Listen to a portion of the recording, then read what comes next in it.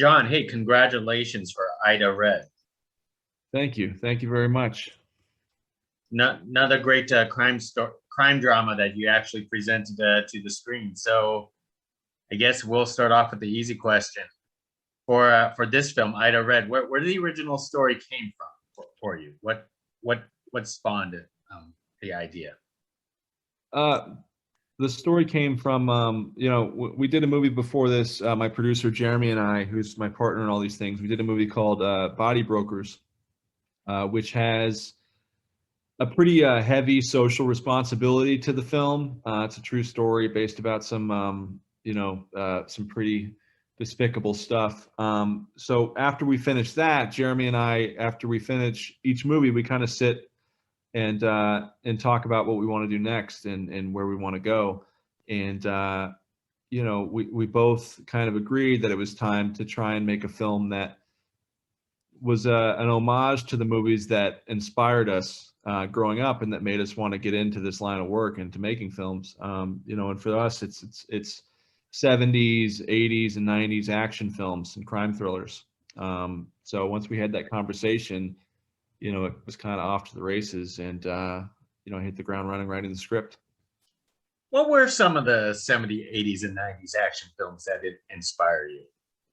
Yeah, I mean, for me, it was like, it starts back with like Sam Peckinpah movies like The Getaway, and then Straight Time, Hardcore by Paul Schrader, Thief by Michael Mann, then Heat by Michael Mann, Collateral, Tony Scott movies, kind of the whole spectrum of action crime thrillers right there. But those are, where my roots are and where Jeremy's roots are in terms of our taste. So, it was a lot of fun to kind of go back and look at those and discuss making something we, wanted to pay homage with.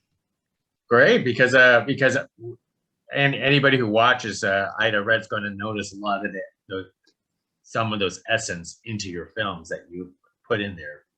Most definitely. Sure. Yeah. I mean, we aren't shy about what our influences are, and we own it when in terms of when we are directly making an homage on screen to something else. So. Hey, let's talk about the characters that you develop for Ida Red. They are I want to say it's hard to pinpoint on who's the good guys or the bad guys in it, but I could certainly conclude that this is one complex family structure that that you develop for this film. Yeah, I mean, the movie for me when I was writing it all came out of the relationship between Wyatt and Ida, and that's kind of where my interest started. And from there it's very much a family story and about the relationships between everybody in the family. So I think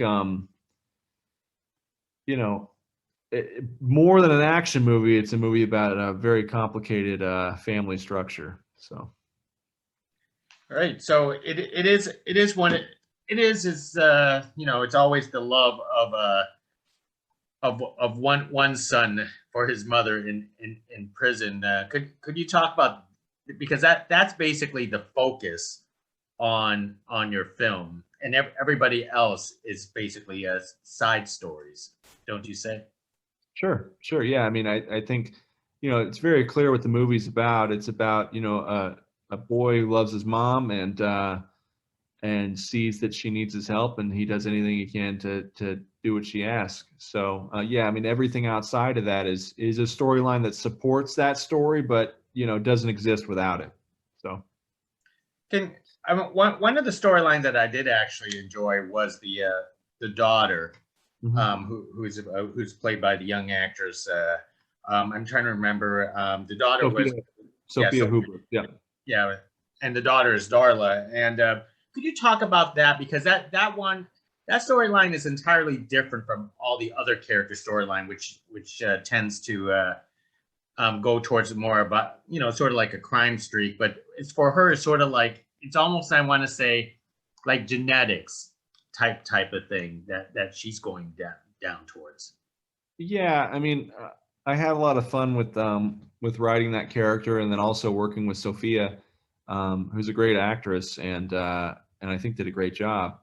Yeah, I mean, I felt like it was a necessary um, storyline to add because there's kind of three layers to the story. There's the Ida layer, then there's the layer that Josh or Frank and Wyatt, Frank and Dallas and Wyatt exist in, and then underneath that is kind of this adolescent coming of age level with Darla. And I thought it was important to kind of take the audience somewhere, where innocence still existed, but was slowly being lost. And yeah, I think primarily due to genetics and genetics she wasn't even aware of. She's not aware that Ida's her mother, and that, this is kind of destined for her to become like her mother and like her uncle. So I felt it was a necessary element to kind of balance the story. Terrific. Now, have you handled a lot of action sequences before? Before Ida Red, because I know you'd handled a lot of crime dramas, but the last 30 minutes was pretty intense. Then again, the first 5 to 10 minutes was pretty good too. Right. No, I appreciate that.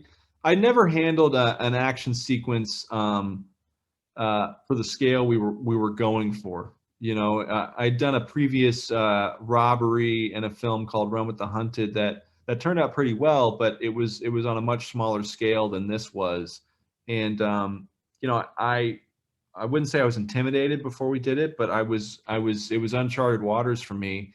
But I'm really proud of how it turned out, especially with the resources and time we had to do it.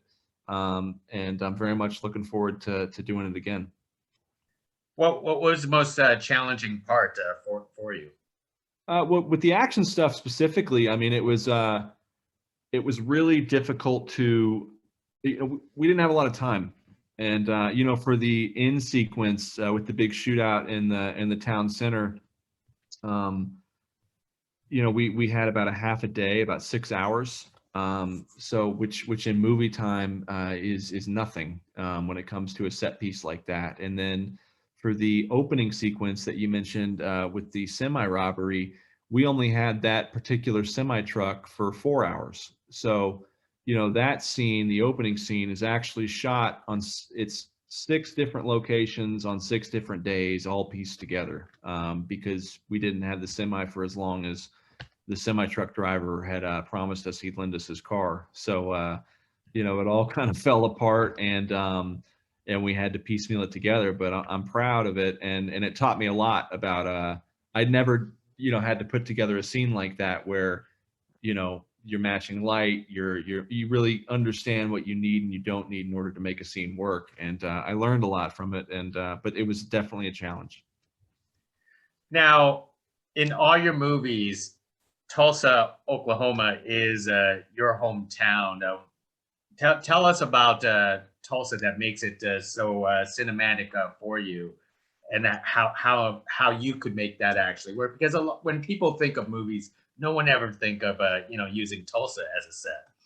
Yeah, I mean, for me, and it's taken me a while to realize this, but I grew up here and I was a kid here, and when you're a kid you have a lot of wonder and you see things differently, and I always wanted to make movies, and the only thing I had to reference for films were the movies I saw and then the place I lived. So a lot of the locations in this movie, like the fish market where they have the meeting with the gentleman selling them the guns, like I've been going to that fish market since I was a little kid.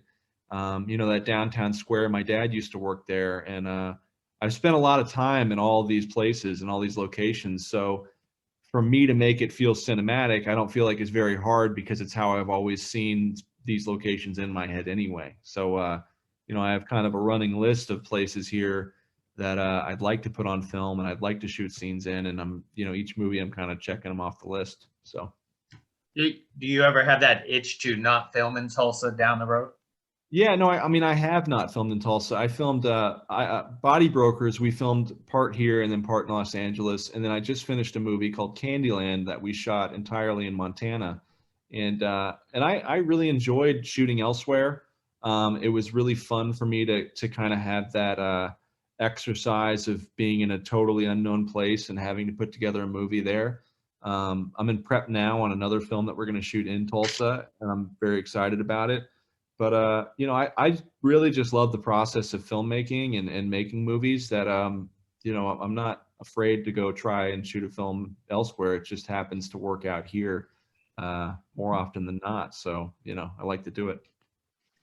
As a filmmaker yourself, one thing that I did actually notice is that you're very loyal and you love to collaborate with previous people you worked with, because Melissa, Leo, you worked with before, Frank Grillo, you worked with before, Mark Boone Jr., you worked with before, George Carroll, you worked with before.